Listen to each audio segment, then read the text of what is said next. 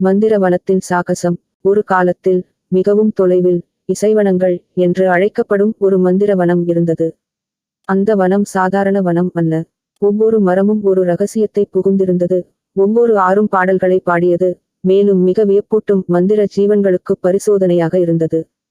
ஒரு வெயிலான காலை குயர்ந்து செல்லும் சிறிய முயல் பென்னி முதன்முதலாக இசைவனங்களில் சென்றான். பென்னி எப்போதும் அந்த வனத்தின் மர்மங்களை பற்றி கேட்டு வந்தாலும் ஒருபோதும் உள்ளே செல்ல துணிந்ததில்லை. ஆனால் இன்று ஏதோ ஒரு அழைப்பு அவனை இழுத்தது. அவன் நீண்ட காதுகள் சுழன்று மூக்கு பரபரப்புடன் உற்சாகமாக இருந்தது. பென்னி வனத்துக்குள் மேலும் சென்றவுடன் திடீரென அவனைச் சுற்றி பிரகாசமான மின்மினிகள் கூடி அவனிடம் பேசின. வந்துவிட்டாய் பென்னி. அவைகள் ஒரே குழுவில் குரல் கொடுத்தன, சிறிய நட்சத்திரங்கள் போல அவனைச் சுற்றியபடி. நீ மந்திர நாட்டில் வந்துவிட்டாய். உன் கனவுகளை பூர்த்தி செய்யும் அற்புதங்களை பார்க்க வரவேற்கிறோம். பென்னி முதலில் சந்தித்த ஜீவி ஒரு வானவில் நரி ஆவான். அவனுடைய நரியின் மீசைகள் ஒவ்வொரு வண்ணத்திலும் பிரகாசித்தது. அவன் நடக்கும்போது வானவில் மின்மினிகளின் பாதையை விட்டு போனது. வணக்கம் பென்னி. அவன் சிரித்து பேசின. நீ ஏதாவது அற்புதமானதைப் பார்க்க விரும்புகிறாயா? ஆமாம், கண்டிப்பாக என பென்னி உற்சாகமாக பதிலளித்தான். வானவில் நரி பென்னியை பறக்கும் நீர்வீழ்ச்சியை காண அழைத்துச் சென்றான். நீர் மேலே பாய்ந்தது, கீழே விழாமல். பென்னி வியப்புடன் பார்த்து கொண்டிருந்தபோது ஒரு குழு பொங்கி வரும் குருவிகள் நீர்வீழ்ச்சியின் வழியாக பறந்தன. இவை சோப்பு புட்பக்களால் ஆன பறவைகள், எப்போதும் உடையாமல் பிரகாசமான புட்பக்கள். அவைகள் அழகான சுருதிகளைக் கொண்டு பாடின. அழகானது, இது அற்புதமாயிருக்கு என்று பென்னி கைகொட்டி வெள்ளரிக்கோப்பையை கிளப்பினான். ஆனால் சாகசம் இப்போது தான் தொடங்கியது.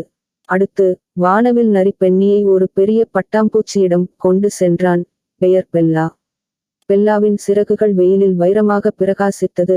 மேலும் அவள் ஒரு வீடின் அளவுக்கு பெரியவளாக இருந்தாள். ஒரு சவாரி செய்ய ஆசையா? அவள் மெதுவாக காற்றில் அசைந்தவாறு கேட்டாள். பென்னி பெல்லாவின் முதுகில் ஏறி பறந்து போனான். வானத்தில் இனிப்பான கலைக்கூழ் மேகங்கள் வழியாக பறந்தனர்.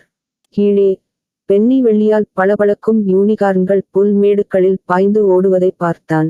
அங்கே தங்க ஆறு ஓடினது. அதன் மேல் தங்க ஆமைகள் குதித்து மகிழ்ச்சியுடன் பளபளக்கும் தங்கச் செதில்களை கொண்டிருந்தன.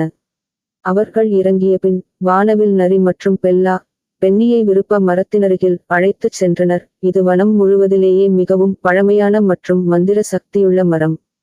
அதன் கிளைகள் ஆகாயத்தை தொடும் அளவுக்கு நீளமாக இருந்தன. அதன் இலைகள் பச்சை மலைகள் போல பிரகாசமாக இருந்தன.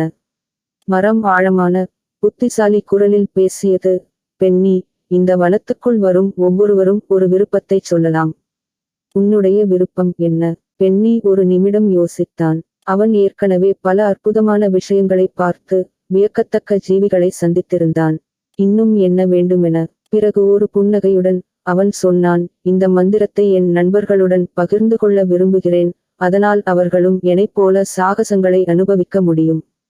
விருப்ப மரம் பிரகாசமாக மின்ன பென்னியின் விருப்பம் நிறைவேற்றப்பட்டது.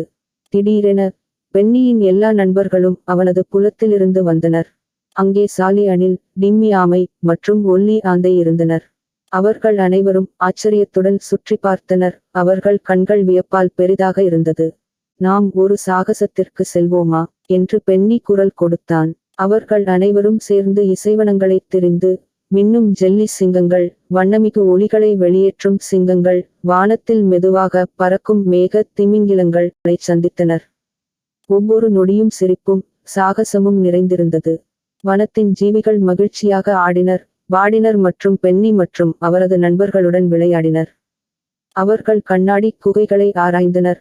அங்கே பேசும் காளான் பழைய கதைகளைச் சொன்னது. மேலும் வானத்தில் வளைந்த வானவில்லின் வழியாகச் சரிவுகளை தூரமாக உருளினர். மாலை நேரம் அடைந்தபோது பென்னியும் அவனது நண்பர்களும் விருப்ப மரத்தைச் சுற்றி ஒன்று கூடியனர். அவர்கள் சோர்வடைந்திருந்தாலும் அவர்களின் மனங்களில் மகிழ்ச்சி மற்றும் மகிழ்வுகள் நிறைந்திருந்தன. இது என்னுடைய வாழ்நாளில் நடந்த மிகச்சிறந்த சாகசம் என்று பென்னி ஒரு ஜம்புன்னால் சொன்னான். விருப்ப மரம் மெதுவாக புன்னகையுடன் சொன்னது, நினைவில் இரு, இசைவனங்கள் எப்போதும் அதிசயங்களையும் மந்திரங்களையும் நாடுபவர்களுக்காக இருக்கும். அதைத் தொடர்ந்து பென்னியும் அவனது நண்பர்களும் வீட்டிற்கு திரும்பினர். அவர்களது மனங்களில் பல வருடங்களுக்கு ஆச்சரியமான கதைகள் நிரம்பியிருந்தன. அந்த நாளில் இருந்து எப்போதும் மந்திரத்தை அனுபவிக்க வேண்டும் என்று அவர்கள் நினைத்தால் அவர்கள் இசைவனங்களை நாடிச் சென்று அங்கு ஒவ்வொரு மூலையில் ஒரு சாகசம் காத்திருப்பதை அவர்கள் தெரிந்து கொண்டனர்.